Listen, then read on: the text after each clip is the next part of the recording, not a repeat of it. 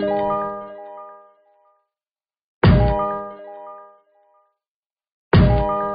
trop un coin.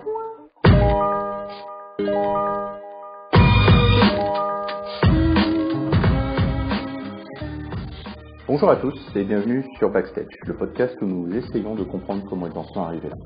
Alors cette semaine, je profite du passage à Shanghai de Cyril Gégou pour échanger sur les méthodes d'organisation, puisqu'il est le détenteur de la licence de Getting Things Done sur l'Asie.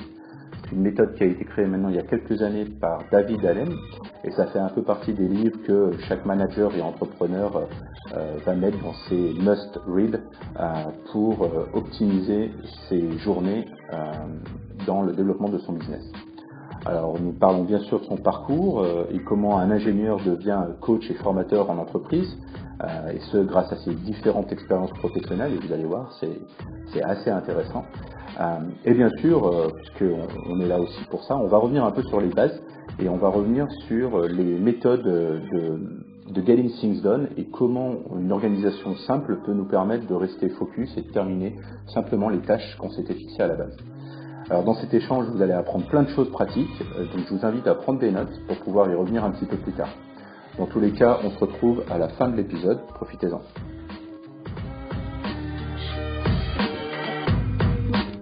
T'es prêt, on va commencer? Moi, je suis prêt. Ok. Eh ben, bienvenue Cyril. Merci beaucoup. Donc, bienvenue dans cet nouvel épisode de Backstage. Donc, l'objectif aujourd'hui, c'est de faire un peu connaissance avec ton profil, ton parcours surtout. Et aussi parce que tu es le premier invité qui ne vit officiellement pas en Chine. Tu travailles sur la zone Asie et tu travailles sur plusieurs pays. Et c'est ça aussi un point qui va être très intéressant. Puisque tu travailles avec, tu me compléteras, mais il y a la Chine, les Philippines, Hong Kong, Macao et Taïwan, je crois. C'est ça, oui. Et tu vis en Australie. Je vis en Australie pour le moment. Pour le moment, donc on parlera aussi de la suite.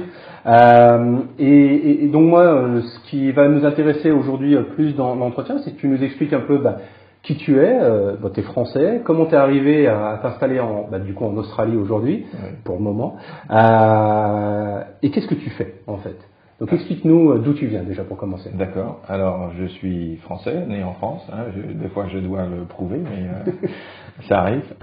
Donc je suis français, né en Mayenne, donc dans la campagne française, ouais. Plus de vaches que d'habitants où j'habitais, où ma maman habite toujours et je vais aller la voir bientôt. Je suis marié avec une Singapourienne. Depuis cette année, ça fera 20 ans et ça fait 24 ans qu'on se connaît, on s'est rencontrés à l'université en Angleterre. Donc tu vois un peu déjà le parcours international. Déjà international. Nous avons 2 enfants, une fille de 12 ans et un garçon de 16 ans. Et mon parcours professionnel a été éclectique, on va dire. J'ai commencé en 1995 à Singapour, où je faisais du développement commercial pour une start-up qui appartenait au cousin de mon épouse. D'accord. Je me suis très vite retrouvé me faire repérer par le vice-président Asie-Pacifique du groupe Suez, ou du groupe SITA en Asie-Pacifique à ce moment-là. J'ai repris les rênes à 26 ans de leur filière, après avoir trouvé quelques petits incidents internes qui ont fait qu'on a dû changer de management. Donc à 26 ans, j'ai repris la boîte de nettoyage industriel qui faisait 40 millions de dollars de chiffre d'affaires. Petit challenge. Un petit challenge à 26 ans. Et voilà, et on a tourné la boîte, on a retourné la boîte qui perdait de l'argent. On l'a retourné en, on va dire, 1 an, avec un VSNE, un Français d'origine vietnamienne de 23 ans qui sortait de l'école de commerce. Il s'occupait de l'administration et des ventes, payroll, finance et tout ça. Et moi, je m'occupais de la vente et de l'opération. Et à nous deux, on a tourné ça, voilà. Et ensuite, ça a été vendu. Très bien. Et ensuite, donc, je me suis retrouvé en 99 arrivé en France. En Moselle, avec mon épouse depuis 1 an. Donc, en Moselle, à Metz, où j'ai repris l'exploitation d'une des filiales de Suez, du groupe Suez, du groupe SITA, donc collecte des déchets environnementaux, collecte des déchets municipaux sur une grande zone. On a doublé le chiffre d'affaires et la taille de cette unité en 3 ans. Et après ça, je me suis dit, tiens, il faut que je fasse un petit peu de changement. Donc, je me suis dit, je vais faire un petit MBA. Hein. Ok. Voilà, à 31 ans, je crois, j'avais, en 2002, fin 2002. Et je me suis retrouvé en Australie, donc mes premiers pas en Australie, en 2003 à 2004. Et le MBA, pour revenir là-dessus, c'est quelque chose où, parce que tu avais quand même eu des expériences qui ont été plutôt réussies à 26 ans et puis après. Et le MBA, il venait quoi? Te rassurer? Il venait gagner du temps parce que tu étais peut-être trop jeune par rapport au marché et à ce moment-là, ça te disait... Parce que tu as fait un vrai MBA en 1 an et demi, c'est ça? Ouais, en 1 an et demi. D'accord. Ouais. Alors j'ai fait ce MBA pour 2 raisons. La première, je vais pas la cacher, c'est mon ego. Voilà, ok. Hein? Non, mais ça fait partie souvent des raisons. Tout à fait. Je voulais me prouver à moi-même que j'étais capable de le faire. Et je l'ai fait. Distinction Average, donc ça va. J'étais assez satisfait de mon résultat et de mes efforts. J'ai failli perdre mon épouse on dit c'est MBA, c'est Marriage Breaking Activity. Je connaissais pas ça. Voilà, ou alors Married but Available. Et donc Marriage Breaking Activity, ça a failli, mais bon, c'est pour ça que j'ai pris 1 an et demi au lieu d'1 an. Ok. Enfin 1 an et 3 mois plutôt qu'1 an. Parce qu'au bout de 3 mois, elle m'avait dit, bon, on n'est pas sur la même zone là, donc voilà, on a avancé. Mais bon, 20 ans après, on est toujours mariés, donc ça va. Et voilà, donc j'ai aussi appris beaucoup de choses sur moi-même, mais sur le monde du business. Une des choses qui m'a frappé, c'est en fait, on me demande souvent qu'est-ce que tu as appris dans l'MBA. Et je réponds comment ne pas faire du business. D'accord.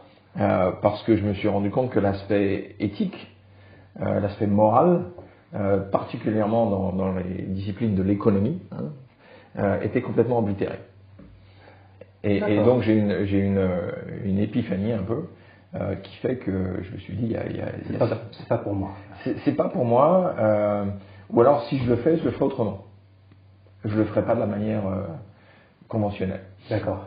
Il y a quelqu'un ici à Shanghai qui a quelques années, et s'il écoute, il se reconnaîtra, qui signait en fait tous ses emails en In Business Ethics We Trust. Et justement pour changer un petit peu ça, et justement pour dire que ça partait pas dans le bon sens, et qu'il y avait peut-être d'autres manières de faire les affaires, et qu'on n'était pas obligé de tous se marcher dessus et d'être tous des Américains. Donc toi, tu t'es rendu compte de ça avec le MBA, en fait. Ouais. En tout cas, ça t'a rassuré sur le fait que c'était pas pour toi. En tout cas, pas de cette manière-là. Pas de cette manière-là. Donc ensuite, malheureusement, mon père est décédé juste à la fin de mon MBA. Donc on avait commencé à faire des démarches pour rester en Australie. Et bon, on est tous rentrés en France pour s'occuper de ma maman un peu. Et ça a été une période quand même assez difficile en 2004, 2004-2005, pendant presque 1 an. J'étais pas loin de la dépression quand même, parce que c'était un gros choc à prendre. Fallait s'occuper de ma maman, mon fils, tout ça. Enfin bon, il y a quand même une période très difficile. Et une période aussi de sans emploi. Oui, parce que aussi ta femme parle français ? Ma femme parle français, mais pas très très bien. Pas au niveau de la Moselle ou de la Mayenne à l'époque. Non, pas au niveau là. Quoique elle a passé 2 ans à l'université de Nancy pour apprendre le français. Okay. Elle avait un diplôme d'études en langue française supérieure, niveau 2, donc elle pouvait intégrer l'université si elle pouvait. Donc une période un peu difficile, pourquoi sans emploi, la famille. Et ensuite, donc en 2005, ensuite quand je cherchais du travail en Angleterre, en France, mon épouse est tombée enceinte, hein, d'accord, quand on met sa garde. Hein. Voilà, donc 2e enfant qui arrivait. Et une fois que notre fille est arrivée, en fait, j'ai eu une offre de travail. C'est la coïncidence. Super timing. J'ai eu l'offre de travail le jour où ma fille est née. Ah oui. Le jour même. Tu t'en souviens? Je me souviens toujours. Ouais. Et en fait, c'était pour un poste de consultant en Angleterre. Business Process Engineer, qui me plaisait bien. Voilà. Donc j'y suis allé. Je faisais des allers-retours entre Paris où nous étions installés et Londres. Donc tous les lundis matins, je partais à 4h du matin et je revenais le vendredi soir à 9h du soir. Et donc je devais redécouvrir ma fille ou réapprivoiser ma fille tous les week-ends. Déjà, on est sûr par rapport au parcours qu'une chose, c'est que ta femme est patiente. Très. On va déjà la féliciter. Énormément patiente. Et donc, mais ça durait que 6 mois. D'accord. Parce que il y a eu un changement de manager. Alors, encore une fois, j'étais réconforté dans mes croyances qu'il faut faire les choses autrement. Et donc, il y a eu un changement de manager. Je me suis retrouvé sur la touche. Et comme j'étais en période d'approbation de 6 mois, j'ai dit merci, c'est bon, on change, je m'en vais. Et là, je suis devenu indépendant, donc contractor, et j'ai trouvé un travail. Donc c'était il y a combien de temps ça alors? En 2005. En 2005. Donc depuis 2005, tu as toujours été indépendant, tu as toujours été à ton compte. J'ai toujours été à mon compte depuis 2005. Et alors tu es devenu indépendant après tout ce parcours assez corporate, MBA, etc. Tu es devenu indépendant parce que c'était la solution qui s'offrait à toi par rapport à un projet dont tu vas nous parler maintenant, ou est-ce que tu t'es dit non, justement je veux être indépendant et maintenant on va le faire fonctionner de cette manière-là? Je veux être indépendant même si pendant 10 ans j'ai travaillé dans le corporate. Mais j'avais ma fuck off card. Ouais, d'accord. Tu peux éditer si tu veux. Pas de problème. J'avais ma carte qui me disait je peux m'en aller quand je veux. Voilà. C'est parce que tu choisis maintenant. Je choisis mes employeurs, je choisis mes contrats, je choisis avec qui je travaille, et si je suis pas content et si je peux pas changer la situation dans laquelle je suis, je ne suis plus un arbre. Je peux partir. Voilà. Et donc c'est une très forte fibre d'indépendance à l'intérieur de moi. Mais bon, j'ai travaillé pour Aviva, le groupe Aviva, pendant 21 mois, et j'ai fait des choses que je n'avais jamais faites avant. Je me suis fait embaucher en fait tout simplement sur un coup de téléphone avec le directeur des programmes, un Nord-Irlandais, qui me dit voilà, j'ai une situation très difficile, il y a beaucoup de politique là-dedans. Je lui dis écoutez, moi j'ai géré 4 syndicats français en France, dans le nord-est de la France pendant 2 ans, et j'ai eu qu'une seule grève. Il m'a dit t'es embauché. Donc voilà, je me suis fait embaucher, j'ai travaillé 21 mois, j'ai déployé des logiciels que je connaissais rien du tout, mais en fait c'était que de la gestion humaine, que de la gestion des stakeholders, et j'ai déployé la téléphonie IP téléphonie imaging dans 47 endroits en Angleterre pour Aviva. Ils voulaient que je fasse ça au niveau national, j'ai dit c'est bon, je suis pas un expert en IP téléphonie. Donc après j'ai fait plusieurs autres boîtes comme ça, tout dans l'assurance, et je me suis orienté de plus en plus vers non pas la gestion des projets mais la gestion des gens. Voilà, parce que c'est ce que j'allais dire. Tu parlais du projet où il y a une grosse partie commerciale, et c'est souvent par là que tu rentres, j'ai l'impression, c'est un développement commercial, une amélioration de la gestion d'une société, mais finalement on se rend compte que c'est des sociétés qui ont des situations parfois difficiles, et elles sont difficiles pour des raisons humaines ou organisationnelles, et finalement on se rend compte que tu rentres pour le commercial, mais peut-être que ton savoir-faire, il est au côté humain. Tout à fait, c'est au côté humain, même si je suis un ingénieur aéronautique de formation. Comme quoi ça mène à tout. Ça mène à tout. L'ingénierie, quand on la fait pas, ça nous mène à tout. C'est vrai. Donc voilà, et j'ai fait beaucoup de gestion de changement, mais l'aspect humain, non pas l'aspect logiciel ou l'aspect technique, mais l'aspect humain. Et j'ai eu l'opportunité de travailler dans les plus grosses boîtes d'assurance au monde. D'accord. Les dernières étaient AIG, American Insurance Group, où là j'ai fait la transformation sur 27 pays comment on appelle ça, claims, les sinistres. Voilà. Gestion des sinistres sur 27 pays. Donc réorganisation complète, système organisationnel, humaine, la totale. D'accord. Et donc j'ai fait en fait du coaching, et j'ai formé 120 personnes sur 27 pays sur comment gérer le changement à l'intérieur de soi-même, mais aussi pour ses équipes. Et j'ai beaucoup apprécié ça. Et en fait, je me suis rendu compte, mais on va revenir là-dessus, que les gens en fait perdaient beaucoup le sens du contrôle. Du contrôle de quoi? De leur temps, ils perdaient leur sens du contrôle. Donc ils étaient un peu perdus. Ok. Voilà. Ils étaient overwhelmed. Ok. Dépassés. Dépassés, voilà. Ils étaient dépassés. Et en fait, Bon, ça c'était en 2012-2013. Mais avant ça, j'avais commencé à utiliser Getting Things Done pour moi-même.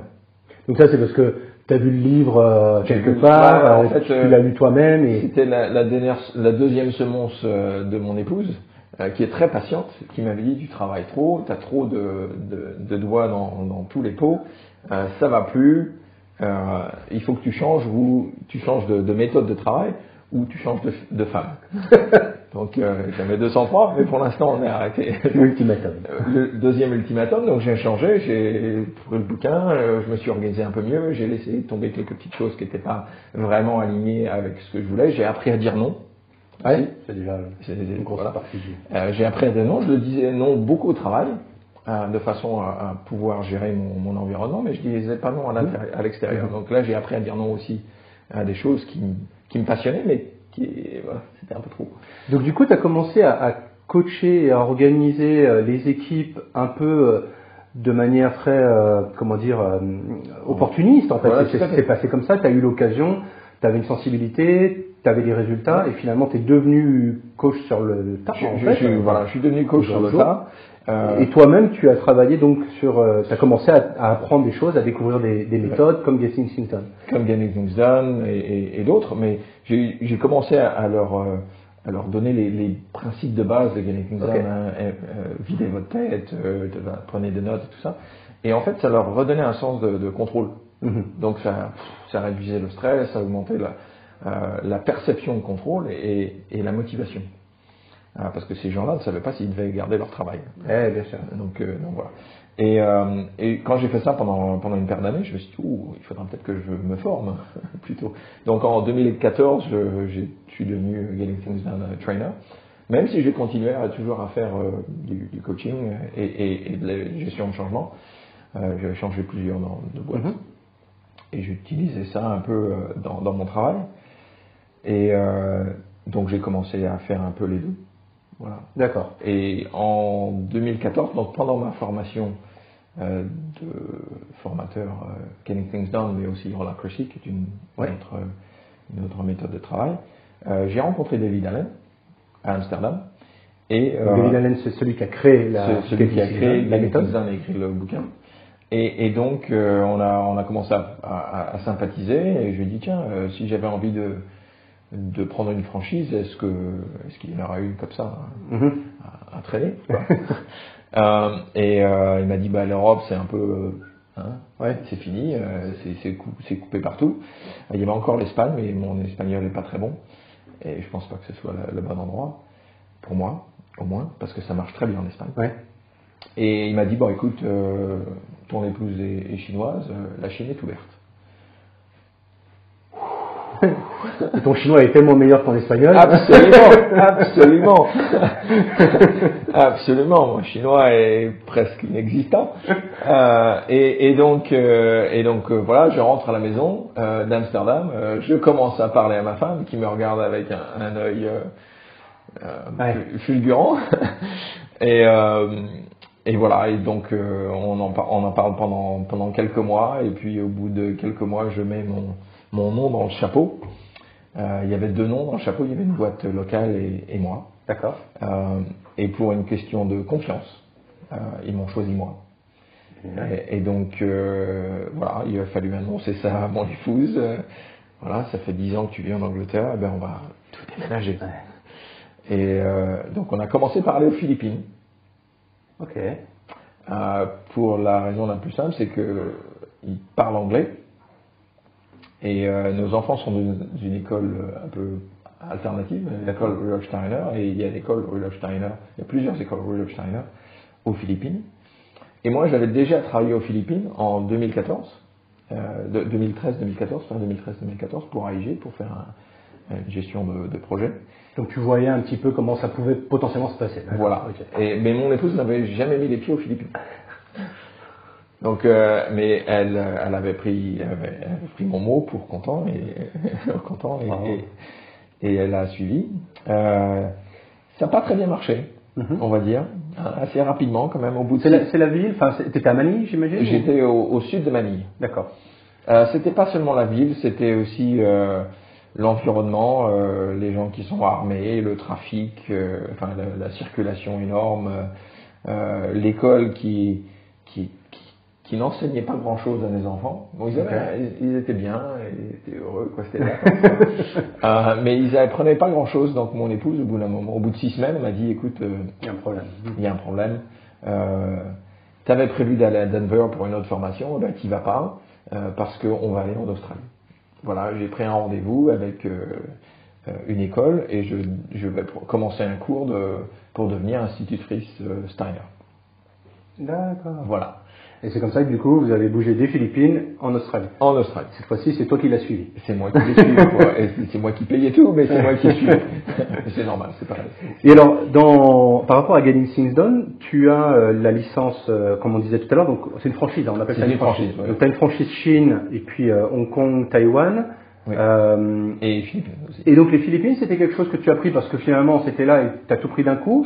C'était tout simplement parce que c'est un peu excentré. C'est au sud de Taïwan et c'est pas très loin de Hong Kong. Donc voilà, bon, tu vas habiter là-bas. Oui, c'était à la rigueur, c'était l'occasion. C'était l'opportunité, voilà. D'accord. À vrai dire, j'ai pas fait grand-chose pour l'instant parce que j'y passe pas beaucoup de temps. Et de toute façon, l'objectif était clair. Quand j'ai pris la licence chinoise, ils m'ont dit ton point de focus c'est la Chine. Point barre. Alors maintenant, on va. C'était une opportunité aux Philippines. Ouais, voilà. J'ai fait une formation là.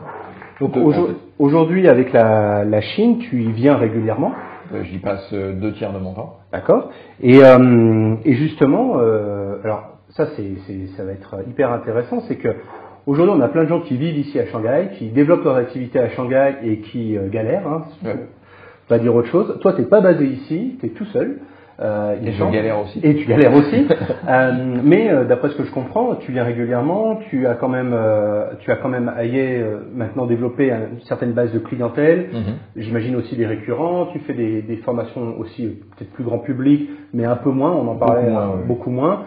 Et finalement, ton focus maintenant est vraiment sur les sociétés. Donc, comment on fait quand tu vis à Melbourne, hein, c'est ça? Tout à fait. Comment on fait quand on vit à Melbourne pour aller identifier des sociétés basées en Chine et réussir à leur vendre quelque chose comme ça? Alors, pour l'instant, on a quand même pas mal de chance, dans le sens où, je dirais 80% de nos clients sont venus nous voir. D'accord. Alors, est-ce que c'est parce qu'ils connaissent Getting Things Done et du coup, tu es le responsable sur la zone? Exactement. D'accord. C'est tout simple. Comment en Chine ils connaissent Getting Things Done? Comment en Chine ils connaissent Getting Things Done? Ben, en fait, nos clients sont principalement des gens des entreprises qui ont des succursales un peu partout dans le monde. D'accord. On a quelques clients chinois, mais pas énormément. C'est surtout des entreprises internationales. Qui en ont entendu parler ailleurs.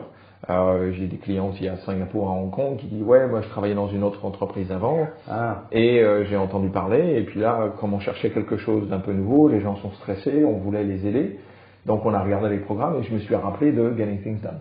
Et donc ils cherchent un peu, ils prennent contact soit par David Allen Company directement, soit ils recherchent un peu sur le web et ils trouvent GTD.Asia et voilà, ils prennent contact avec nous. Et puis aussi on fait un peu de démarches, on fait pas mal de petits événements publics, on a fait quelques événements meet-up, on fait ce qu'on appelle GTD Spark, c'est des présentations publiques, et donc on a ça vient tout doucement comme ça. On a des referrals qui commencent à venir aussi, des clients qui reviennent, donc voilà, ça monte gentiment, mais pas assez rapidement, à mon avis. À mon goût surtout, et donc on va très certainement trouver un partenaire qui va faire la commercialisation parce que moi je suis tout seul et je peux pas alors j'ai des formateurs, j'ai 4 formateurs certifiés chinois, j'ai une personne qui m'aide pour l'administration, pour le social media chinois que je peux pas faire, mais en matière de marketing et de vente il y a que moi et bon je suis 2/3 de mon temps ici, mais ça suffit pas. Donc on a identifié quelqu'un, mais bon, il faut le rencontrer avant. Voilà, c'est quelque chose qui va très certainement se dérouler en 2018 pour accélérer. Donc aujourd'hui, au niveau des programmes que tu proposes, on est bien d'accord que toi-même, tu peux les faire en anglais et tes formateurs peuvent le faire aussi en chinois. Tout à fait. Et donc aujourd'hui, c'était une conversation qu'on avait eue ensemble, parce que c'est toujours très intéressant de savoir en fait qui est la personne qui initie la demande, ou en tout cas qui identifie le besoin et qui du coup va dire tiens, ce serait pas mal qu'on ait ce programme-là, Getting Things Done, c'est quelque chose qui pourrait servir à nos équipes. Et selon toi, avec ton expérience maintenant, qui s'en rend compte? Est-ce que c'est vraiment le directeur de la société? Est-ce que c'est le responsable RH qui cherche à mettre en place des formations? Ou le manager d'une business unit? Voilà, c'est un peu tout le monde alors. Tout le monde. Voilà, on a eu des CEO qui nous ont approchés directement. Hier, c'était une RH. On a eu des managers aussi qui veulent faire pour leur équipe. Je ne vais pas nommer de clients. Oui. On a des managers qui ont dit passe pas par RH, c'est mon budget, c'est moi qui choisis, je veux ça. Ok. Voilà. Et donc voilà, ça part ça vient de partout, quoi. Et en fait, ça vient souvent de gens qui pratiquent eux-mêmes GTD ou qui en ont entendu parler, qui essaient de mettre ça en place et qui, malgré ne pas avoir pris un cours complet, déjà ressentent les bénéfices. Et voilà. Ils ont les bases, un peu comme toi tu l'as fait au début finalement. Ouais, ils l'ont fait de manière intégré quelques éléments de GTD et ça leur donne beaucoup de satisfaction, donc ils veulent en fait partager ces satisfactions et l'intégrer dans les équipes parce qu'ils savent que ça marche. Après, on sait aussi en Chine que parfois c'est bien quand ça vient d'une personne tierce, extérieure, en fait, qui vient donner cette formation et les équipes sont peut-être souvent un petit peu plus réceptives quand c'est un coach, un formateur, enfin quelqu'un qui a un titre un petit peu, ça marche bien. Son certificat. Voilà. Tu travailles sur plusieurs zones qui sont toutes chinoises, on va dire, pour faire simple. Est-ce que tu vois des différences en fait dans leur organisation? Est-ce que pour toi il y a des choses qui t'ont marqué maintenant que tu es assez rapproché avec, on parlait d'une zone comme Hong Kong, de Taïwan ou de la Chine continentale. Est-ce que tu vois des grosses différences ou oui, assez quand même. Hong Kong, ils sont vraiment accoutumés, on va dire. Il y a une addiction au stress. Ils ont besoin du stress. Ils ont besoin du stress, ils vivent dedans tellement que ils ont un peu de mal à se rendre compte qu'ils sont stressés et qu'il y a une autre manière de travailler qui les rendrait un peu plus calmes et moins stressés. Et à chaque fois qu'on travaille avec des entreprises hongkongaises, en fait, il faut passer ce point. Et en fait, quand j'ai fait donc plusieurs formations, surtout dans le milieu financier, en fait, ils avaient attaché ça à un programme de wellness. D'accord. Comme si tu avais fait de la méditation ou Tout à fait. Alors sur le lifestyle. Sur lifestyle et wellness. Donc, ils voulaient augmenter leur productivité, réduire leur niveau de stress. Et généralement améliorer leur santé. Ok. Donc ça passait par. Ça passait par tout ça. Donc j'ai eu un client qui a fait régime de santé, la totale quoi. Enfin c'est vraiment le whole body, le corps entier, de l'esprit au corps, au pied, enfin la totale quoi. Et pour eux ça a été vraiment un esprit révélateur parce qu'ils s'occupaient bien du corps, l'exercice, la nutrition, tout ça. Mais pas de l'esprit. Et en fait, quand ils ont intégré GTD, le corps s'est senti encore mieux. D'accord, c'était un tout. C'était un tout parce que la source de stress affecte tout le corps. Bien sûr. Donc, si on arrive à calmer son esprit, à réduire le stress, qui est généralement self-inflicted, on se stresse, on s'auto-stresse, et donc on calme tout le reste du corps et on améliore sa santé. Le stress est une source de rétention des graisses aussi. Ok. Ça explique. Ça explique plein de choses. Plein de choses. Et donc voilà, ça a amélioré les choses. Donc voilà. Donc et en Europe, particulièrement en Angleterre, ils attachent beaucoup GTD à wellness, pas seulement productivity, mais wellness. Alors justement, tu disais tout à l'heure que beaucoup de tes clients aujourd'hui sont des sociétés, c'est pour du B2B. Oui. Et eux, alors est-ce qu'ils l'intègrent pour améliorer leur force de vente, par exemple, et c'est vraiment une dimension business? À Hong Kong, tu disais que finalement ils te catégorisé dans la partie wellness, bien-être. En Chine continentale, est-ce qu'on est vraiment partie business ou... Alors en Chine continentale, ça dépend de l'entreprise. Ça dépend de l'entreprise. Parce que je vois pas beaucoup encore les sociétés chinoises intégrer la partie wellness. Mais peut-être que ça commence. Ça commence. J'ai rencontré une entreprise qui appartient à un Français, il faudrait que je le présente, qui travaille exclusivement sur la partie wellness, la partie santé. D'accord. Et donc ça commence à venir. Bon, c'est peut-être des entreprises étrangères qui s'occupent de ça. Peut-être. Voilà. Mais en Chine. Donc ça commence à venir. Donc c'est un besoin C'est un besoin évident. Hein, la qualité de l'air, la qualité de vie, l'alimentation, enfin, tout ça affecte vraiment la productivité. Bien sûr. Ouais. Ah non, c'est tous les niveaux. C'est un tout. Donc la santé mentale, le stress affecte la productivité. Donc en fait, si on veut que nos gens soient effectifs, pas seulement efficients, mais aussi effectifs, il faut qu'ils aient l'esprit calme, le corps sain, amina sana in corpore sano. C'est corps sain. Un esprit sain dans un corps sain, c'est ça. Tout à fait, un esprit sain dans un corps sain. Et donc on s'occupe de l'esprit. Wellness Programme s'occupe du corps, nous on s'occupe de l'esprit. Alors bon, on peut faire de la méditation. Oui. Mais la méditation, qu'est-ce que ça fait? C'est un palliatif temporaire. Parce que si on n'a pas les choses dans l'ordre, dans son esprit, la méditation ne va faire que calmer l'esprit. Mais une fois qu'on arrête la méditation, tout revient. Tout revient. Alors que quand on a une méthode pour se calmer l'esprit, pour s'organiser, pour organiser ses pensées, ses idées, ses engagements, quand on va en méditation, en fait, on commence à zéro. Et on va plus au profond de soi. Du coup, tu rentres. On rentre. Et là, c'est beaucoup plus effectif parce que quand on ressort de la méditation, il n'y a pas ce chaos. Bon, il y a toujours le chaos à l'extérieur, mais le chaos, il n'est pas à l'intérieur. Donc en fait, les bénéfices sont beaucoup plus supérieurs et résistent dans le temps. Ça dure plus longtemps. Justement, avec tous les gens que tu rencontres dans ton environnement professionnel, j'imagine, c'est là où tu vas l'identifier. Maintenant, tu dois avoir un petit peu cet œil du docteur, du diagnosticien, où tu vas être capable de dire, oula, lui, il a vraiment besoin de revenir aux bases, de getting things done, et lui, il bénéficierait vraiment de cette formation. Qu'est-ce que pour toi sont les symptômes d'une personne qui vraiment a besoin? Ils n'écrivent rien. D'accord. J'écris peu. Ils n'écrivent rien parce qu'ils gardent tout dans leur tête. Ouais. Et donc c'est une source d'oubli, de stress, et voilà. Donc quand ils écrivent rien, ou alors que tu as les notifications WeChat ou autres qui n'arrêtent pas. Et là, ils peuvent pas se concentrer à travailler. On peut pas travailler. En plus, c'est une addiction, encore une fois. Ah oui. À chaque fois, c'est de la dopamine, voilà. Et donc, quand je vois ces symptômes-là, je dis, bon, un, il n'écrit pas, deux, il a des notifications en plus à savoir qu'en faire, comment est-ce qu'il peut se concentrer?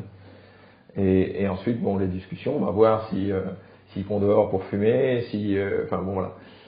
Et les gens qui sont stressés, en fait, ils pensent qu'aller fumer, ça va les aider. Mais non, ça aide pas. Ça change rien du tout à la situation en elle-même. Et donc ça, c'est la base des premiers conseils. C'est prendre des notes de manière à... vider l'esprit. Voilà, c'est télécharger, en fait. Voilà. Donc prendre des notes, de pouvoir... donc par rapport aux notifications, c'est quoi? C'est d'être capable de se focaliser à un moment sur une tâche précise? C'est contrôler où notre attention se place. D'accord, donc de ne pas se faire... c'est pas l'outil qui nous contrôle, c'est nous qui contrôlons l'outil. D'accord. Voilà, d'une part. Et ça, on revient au focus, une seule tâche à la fois. Et le fait qu'une notification va nous déconcentrer pendant un quart d'heure. Donc ça, c'est un peu la technique aussi de Pomodoro. Pomodoro, c'est 20-25 minutes. Tu fais qu'une seule chose bien pendant tu peux faire plusieurs choses, mais pendant 25 minutes, c'est un sprint. D'accord. Voilà, c'est un sprint, on fait rien d'autre, on focus sur là où les tâches, et on prend un petit 25 minutes 5 minutes de pause et on revient. D'accord. Et en fait, c'est vraiment travailler sur la concentration et sur la tâche unique, sans distraction. À chacun de mes clients, je dis, si vous travaillez 2 heures par jour sans interruption, vous faites 80% de votre travail. Ouais, je suis entièrement d'accord. Voilà. Par contre, on passe 8 heures, plein d'interruptions, on fait 20% de son travail. Voilà. Donc, il faut changer la proportion. C'est 80% du travail fait en 2 heures et les 20% sur les 6 heures qui suivent après. Parce que être disponible tout le temps, c'est un problème. C'est pas, voilà, ma porte est ouverte, oui, bien sûr, mais pendant que la porte est ouverte, on ne peut pas travailler. Il faut fermer la porte et ne pas être disponible pendant 1 heure, 2 heures, peut-être une demi-heure à la fois, hein, pour Pomodoro, 25 minutes à la fois. Le monde ne va pas s'écrouler en 25 minutes, ou même en 1 heure ou 2 heures. Non. Donc, on éteint tout, plus de notifications, et on se concentre sur la tâche. Et là, et du coup, c'est la tâche aussi bien professionnelle, faire quelque chose, mais c'est aussi le moment personnel. C'est-à-dire, si on a décidé de se relaxer ou de passer du moment avec des amis, sa famille ou autre, c'est d'être complètement dédié à cette tâche-là. Tout à fait, c'est être présent. Voilà, d'accord, c'est ça. C'est être présent, c'est vraiment être là. C'est pas avoir le téléphone qui vibre en permanence. Qui vibre en permanence, qui nous tire de la conversation qui peut être très intéressante, de la personne qui est en face de nous. Et donc, c'est honorer cette présence de la personne qui est en face. Et ça se passe aussi au niveau professionnel. Quand on est dans un meeting, hein, dans une réunion, et que tout le monde est sur son téléphone, où on entend vibrer des notifications partout, les gens ne sont pas présents, c'est sûr. Ils ne sont pas là. Et en fait, c'est être présent, c'est vraiment être là. Alors c'est vrai que ça c'est un point en Chine que on va dire qu'en France, moi j'ai grandi avec une culture où allez, on va dire que les heures descentes de travail vont être entre 8h30 le matin et peut-être 19h30 le soir, et qu'au-delà de ça, en fait, généralement les gens vont pas venir te solliciter pour des questions professionnelles. En tout cas quand j'étais jeune, je pense que les choses vont beaucoup changer maintenant. Oui, maintenant c'est illégal. Alors déjà d'une, ici en Chine, ton WeChat, à partir de... Alors moi ce matin j'ai commencé avec un meeting à 8h du matin, à partir de 7h05 on commençait à recevoir des messages professionnels, et je sais que jusqu'à 23h30, minuit, il y a peut-être encore des gens qui via WeChat sont capables de te solliciter pour une problématique professionnelle. Alors après c'est libre à toi, et je pense que c'est ça, c'est que dire eux ils ont téléchargé leur problématique, c'est qu'ils te l'ont envoyé, la balle elle est dans ton camp. Toi, à 11h30, si tu regardes ça, tu te dis, bon, j'ai 2 choix. C'est soit je décide de le gérer maintenant, soit je me dis, non, c'est pas maintenant, et on fera ça quand ce sera le moment. Tout à fait. C'est ça. Tout à fait. Et WeChat commence à avoir des fonctions qui sont intéressantes. Il y a une fonction Reminder. Oui. Ah oui. Oui. Que je commence à utiliser aussi. C'est pas bête. Qui permettent je vois le message, je peux rien faire ou je ne veux rien faire avec ça. Donc, je peux la mettre unread, hein, mais j'aime pas trop ça. Parce qu'on voit toujours encore le petit point rouge là. Tout à fait. Donc je le mets ligne et je fais un reminder dans 1 heure, dans 2 heures, enfin peu importe quand je décide de répondre. J'ai pas encore utilisé cette fonction-là. Ça m'intéressait. J'ai beaucoup aimé avec les emails par exemple. Ouais. Aujourd'hui les emails pour beaucoup fonctionnent comme une to-do list. Hein. C'est un peu qu'est-ce que j'ai à faire aujourd'hui. Boum, je regarde mes emails. Voilà, c'est ce que j'ai à faire aujourd'hui. Malheureusement. Oui, j'imagine.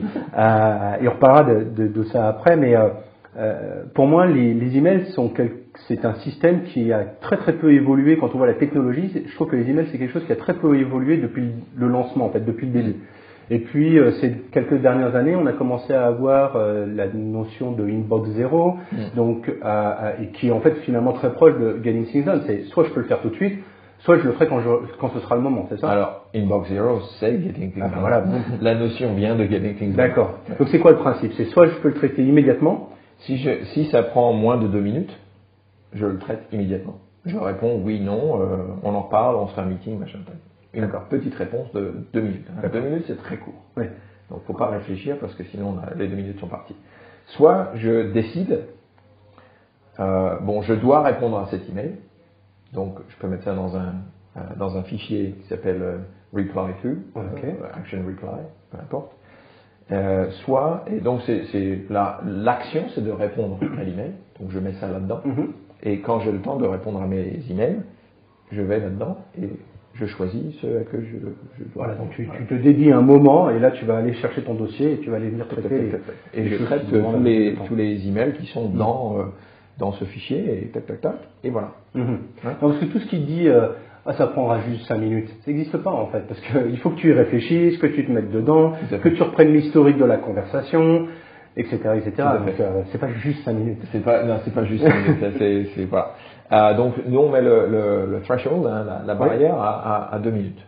Comme ça, c'est à la limite, c'est juste 5 minutes. Mais c'est un tri. Ouais. C'est un tri, voilà, c'est un triage. Alors soit on met ça là-dedans, soit on met ça sur une liste d'action à faire. L'action n'est pas de répondre à l'email, mais de faire quelque chose en dehors de l'email. Lié à cet email. Lié à cet email. Donc cet email te demande d'envoyer un rapport ou de contacter une autre personne. Tout à fait. D'accord. Et donc je mets l'action, qui est de... peu importe, qui est l'action, je mets ça sur une liste. Alors, il y a deux types de listes. Il y a les listes où il y a les choses qui sont à une heure ou un jour spécifique. Ok. Un rendez-vous, un appel à telle heure, machin. Donc ça va sur le calendrier, dès que c'est à une heure ou un jour spécifique. Ou quand il n'y a pas d'heure ou de jour spécifique, donc ça va sur la liste où l'action doit se passer. D'accord. À la maison, au bureau, sur mon ordinateur, sur mon téléphone. C'est lié à un environnement. C'est lié à un environnement, tout à fait. Et donc on met ça là-dessus. On peut avoir des reminders, des rappels pour dire tiens, il faut que tu t'occupes de ça. Mais le principe de ce qui est sur ces listes, c'est de le faire aussitôt que possible. Et aussitôt que possible, ça peut être dans 6 mois. Ok. Suivant ses priorités, mais c'est aussitôt que possible. Alors s'il y a une deadline, il faut la mettre sur le calendrier avec un petit rappel, de façon à ce que cette tâche revienne au plus haut de la priorité pour qu'elle soit traitée en temps. Ouais. Mais s'il n'y a pas de deadline, alors, il y avait le plus rapidement possible. Alors moi, il y a une chose que j'ai appris, ou en tout cas que j'ai découvert, ou en tout cas ça m'a rassuré en lisant la semaine de 4 heures de Tim Ferriss, qui était de dire, il y a la règle des 80-20 dont je suis très fan, mais qui est encore un autre sujet, et c'est d'être capable on le disait en intro tout à l'heure, de dire non en fait, et d'être capable de dire à un client, non, désolé, ou à une chose, non. Est-ce que donc ça fait partie aussi beaucoup de Getting Things Done? Est-ce que ça fait partie. Alors, on est capable de dire non quand on est sûr, ou quand on a une liste exhaustive, au plus exhaustive possible, de ces engagements existants. Ok. Une fois qu'on a une liste de tout qu'on a la big picture, on voit exactement la big picture, on a tous nos engagements là, et est-ce que ça peut rentrer? Et si ça doit rentrer, il y a quelque chose d'autre qui doit sortir. Ah oui. Voilà. Donc, il n'y a que 24 heures dans une journée. Et en fait, c'est où est-ce que je place mon attention? Est-ce que je dois intégrer ça? Et si je dois intégrer ça, il faut que je renégocie tout ce que j'ai existant. Et sinon, est-ce que ça rentre dans mes priorités? Est-ce que ça rentre dans mes objectifs? Ou est-ce que c'est simplement pour faire plaisir à quelqu'un? Là, on peut prendre des décisions quand on a toute la liste. Quand on voit bien. Voilà. Du coup, personnel et professionnel, les deux. Voilà, donc c'est ça de ce que tu disais, d'avoir cette liste-là, alors sur papier ou peu importe. Cette liste-là, en fait, te permet d'avoir une vision très très claire de ce qui t'attend, de ce que tu dois faire, soit dans un environnement donné, soit à un moment donné. Et donc, ça te permet très rapidement de savoir si tu dois dire oui ou si tu peux dire oui à quelque chose de plus ou pas. Parce que c'est quelque chose que pareil, j'ai assimilé très tardivement, parce que j'ai tendance à faire beaucoup trop de choses. Mais quand tu dis oui à quelque chose, tu dis non à autre chose. Voilà. Et donc ça, c'est un point qui est assez catégorique aujourd'hui. Quand on dit oui à une autre personne, il faut faire attention à ne pas se dire non à soi-même. Aussi, voilà.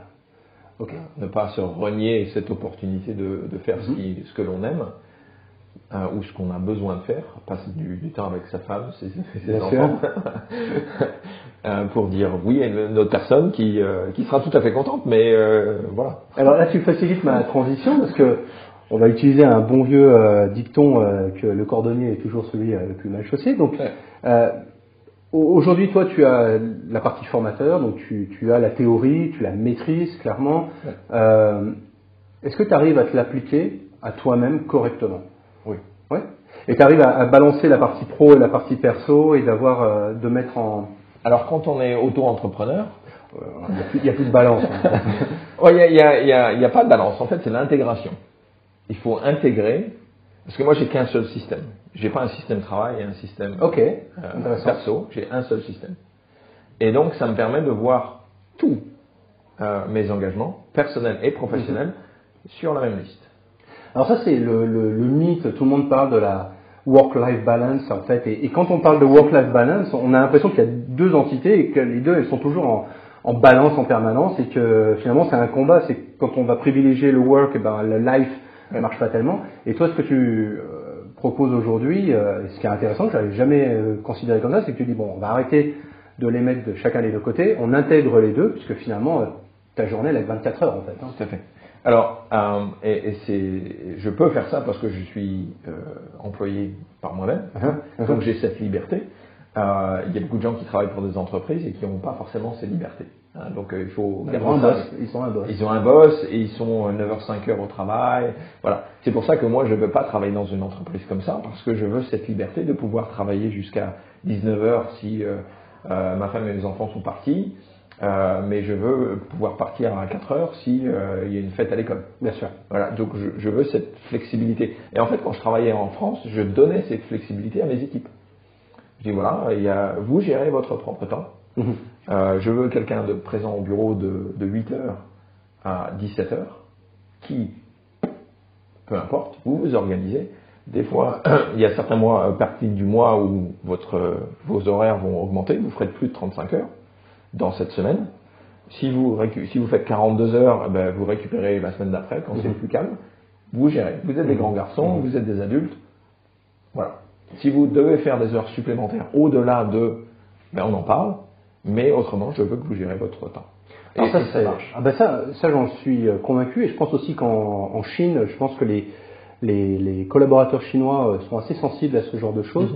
Alors d'une, ça va bien avec l'air du temps, c'est que on est dans une tendance, on a beaucoup de personnes qui sont freelancers, indépendants, auto-entrepreneurs, enfin on y met l'étiquette qu'on veut, mais qu'en tout cas sont des personnes qui ont décidé de prendre contrôle de leur day-to-day. Ils ont vraiment pris contrôle de leur temps et que si tu es un lève-tôt, tant mieux, lève-tôt, mais peut-être que tu n'es pas très très bon en soirée, donc c'est peut-être pas la peine d'essayer de tirer sur la corde, ou vice-versa.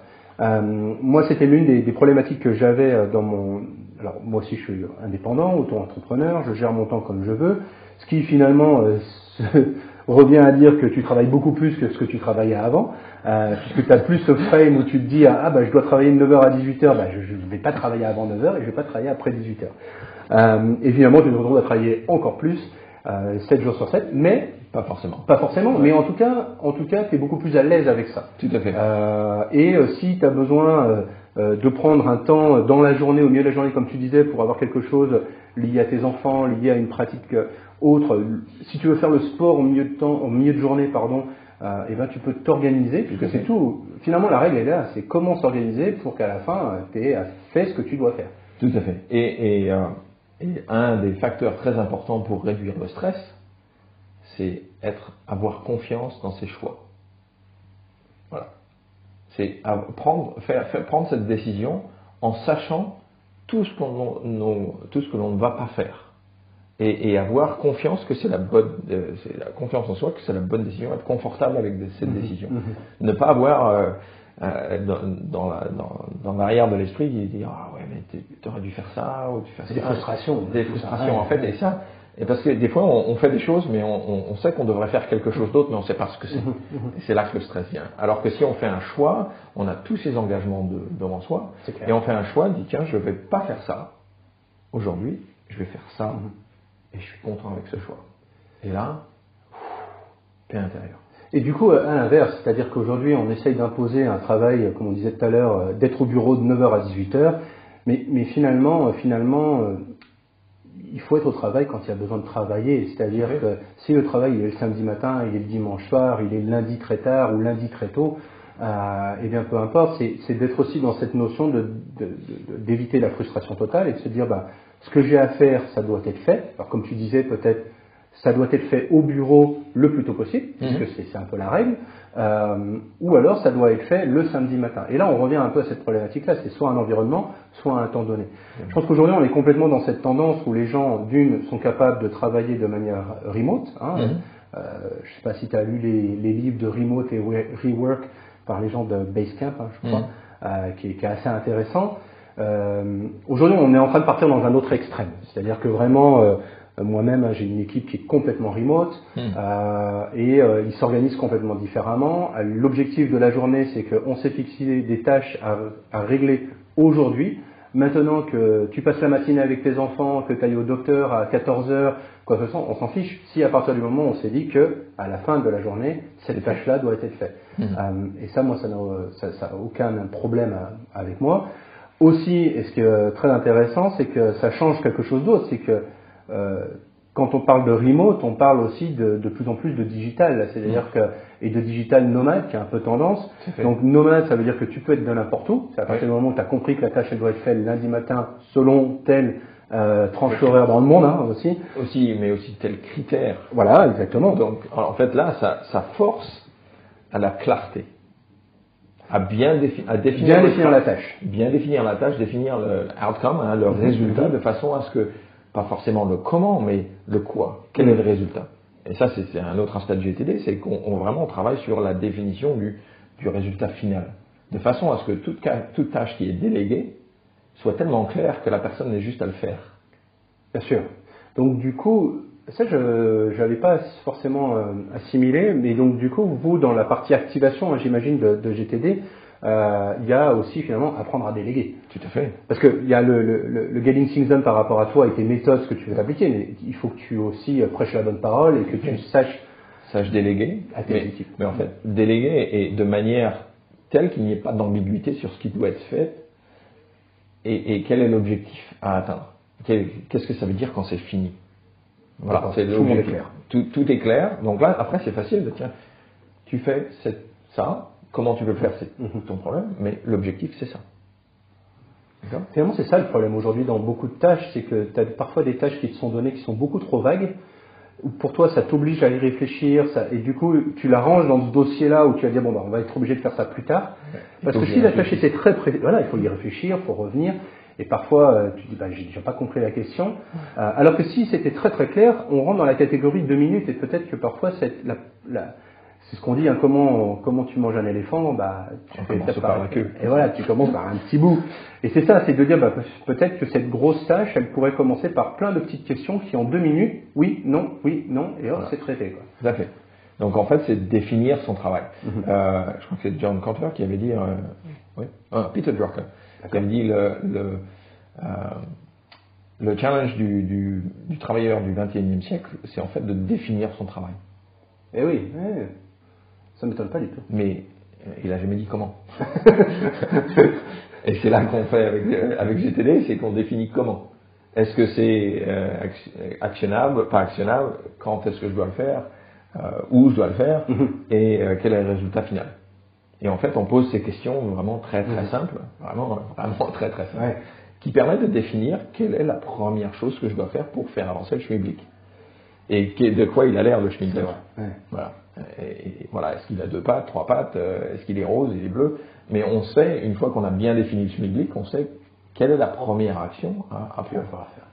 Alors, on a parlé donc de la big picture, de la théorie. Tout à l'heure, on a un petit peu parlé de nomadisme aussi, puisque du coup, ça peut aider aussi pas mal de gens à ne pas forcément venir au bureau de 9h à 18h. Je sais que les pays occidentaux sont un petit peu plus en avance là-dessus, même si je crois que Google avait un peu changé sa stratégie récemment en disant que maintenant, on va arrêter le remote et vous allez peut-être un peu revenir au bureau, parce que je pense qu'ils ont été trop loin dans une méthode. Moi-même, qui étais 100%, mais j'ai 100% à travailler avec des freelancers, tous remote, je suis en train de revenir un petit peu en arrière et à remettre des choses au milieu avec des gens qu'on va pouvoir, justement, avec qui on va pouvoir échanger de manière un petit peu différente. Ça va demander un peu plus d'organisation. C'est aussi lié à la délégation, c'est qu'il faut déléguer différemment. C'est pas arrêter de déléguer ou tout déléguer, c'est de le faire. Je suis d'accord avec toi, c'est en étant très précis. Et donc, on parle quand même beaucoup de digital aussi, c'est que forcément tout ça, on passe par des applications.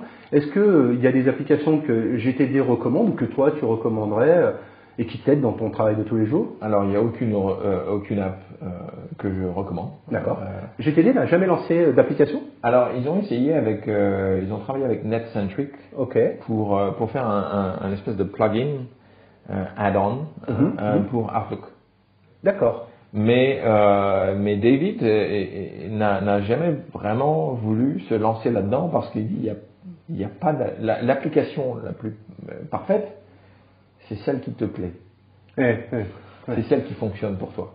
Donc il a dit, il n'y a pas de raison que je crée une application parfaite parce qu'elle ne sera pas faite pour moi. Pas forcément parfaite pour tout le monde. Alors,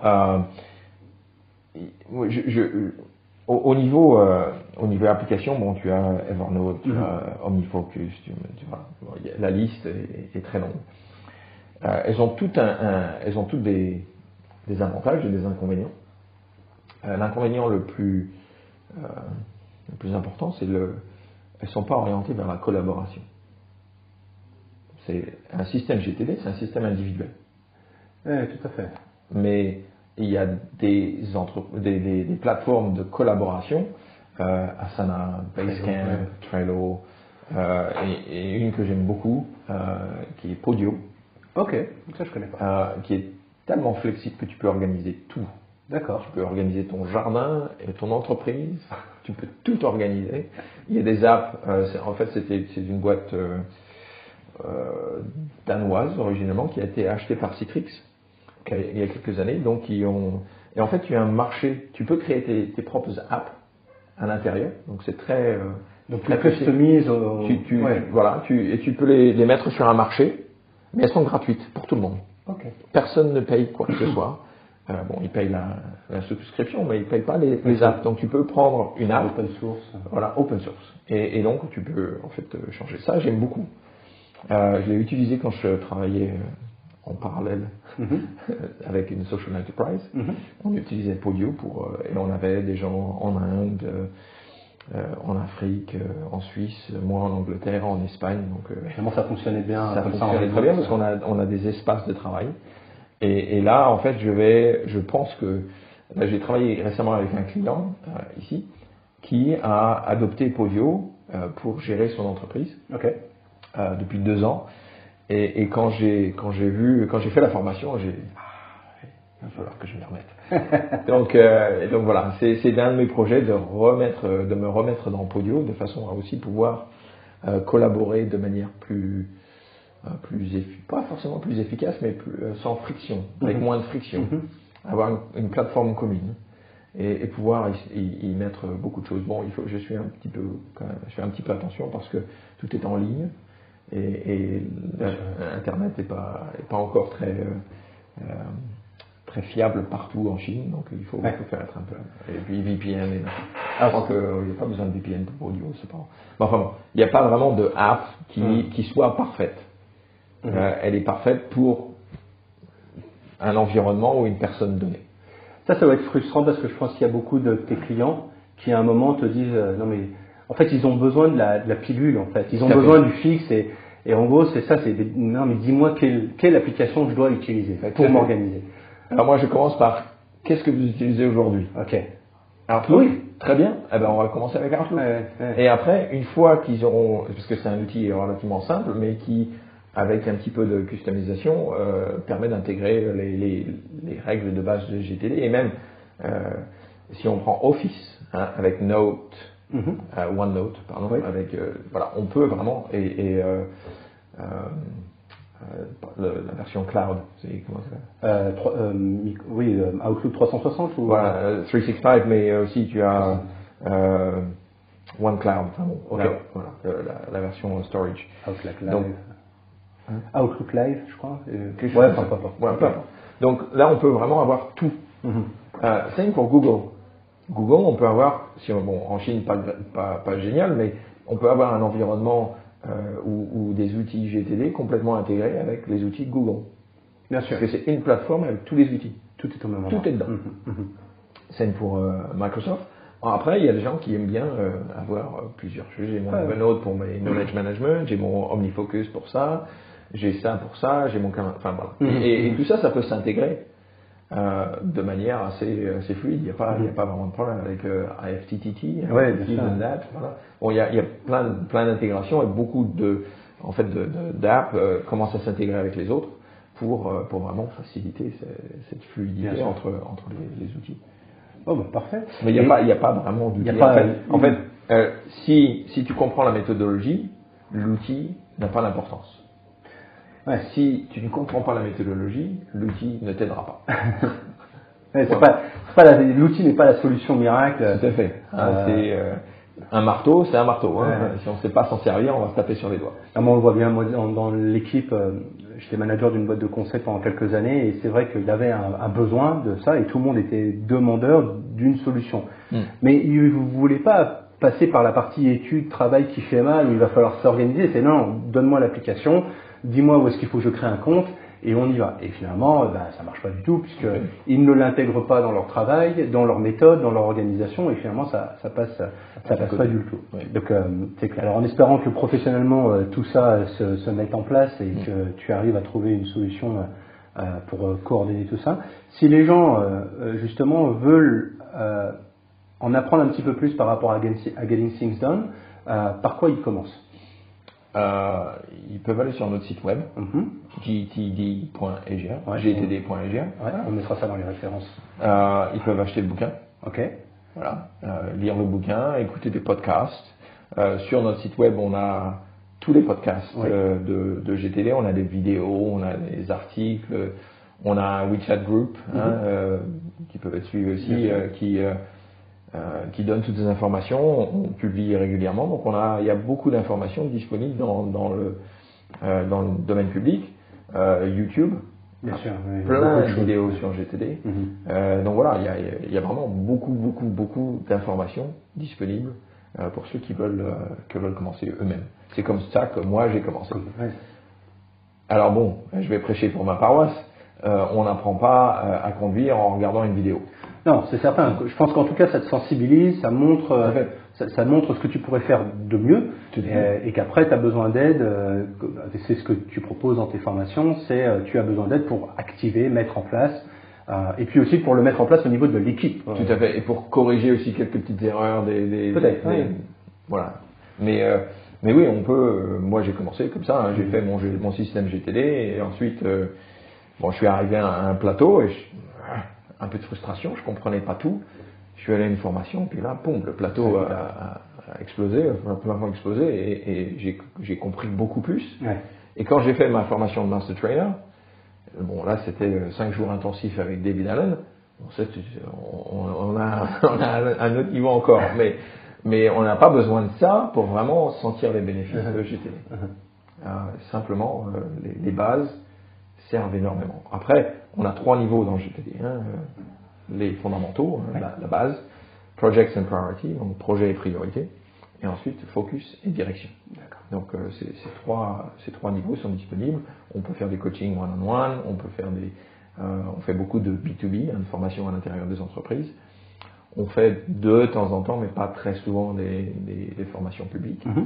Et on fait des présentations un peu partout, dès qu'on est invité ou qu'on s'invite dans une association, peu importe l'endroit, et on présente la méthodologie, les aspects généraux de la méthodologie. Non, mais je pense que c'est exactement ça. C'est avec les différents éléments. Alors tu parlais du livre, des podcasts, YouTube ou autres. C'est que déjà, je pense que les gens vont être sensibilisés et vont dire en effet, moi ça je le fais mal ou je l'applique mal, ou alors j'ai un problème à ce niveau-là. Je vois qu'il y a des bases, il y a des fondamentaux qui sont là et qu'il faudrait peut-être que je mette ça en place. Mais comme on le disait tout à l'heure, il y a besoin d'être pris par la main de temps en temps aussi et d'avoir quelqu'un qui dit non, c'est pas comme ça, c'est comme ça. Et voilà comment aussi on va, et tu disais très bien tout à l'heure, sans friction, le mettre en place dans ton jour le jour, dans ton équipe, dans ton organisation. Donc là, on mettra dans les références de l'article aussi ces différents éléments. Bien sûr, j'imagine que l'ensemble des programmes sont disponibles sur ton site internet aujourd'hui de GTD Asia. Comme ça, ils vont pouvoir voir un petit peu, et peut-être on mettra aussi tes coordonnées s'ils sont intéressés pour en savoir beaucoup plus, et pour voir peut-être qu'ils se rendent compte que leur équipe va pas du tout dans le bon sens et qu'il y a peut-être une solution pour régler ça rapidement. À chaque problème, il y a une solution. Voilà. Et merci beaucoup Cyril d'être venu, et puis à très bientôt, et bonne chance pour la suite. Merci. Allez. Et bien voilà, j'espère que cet épisode vous a plu. Comme vous le voyez, le son est de bien meilleure qualité, et ça, c'est grâce à vos feedbacks. Pour me laisser des commentaires et des feedbacks, ou des petites étoiles et des petits likes, le mieux c'est de vous abonner sur iTunes, SoundCloud, YouTube.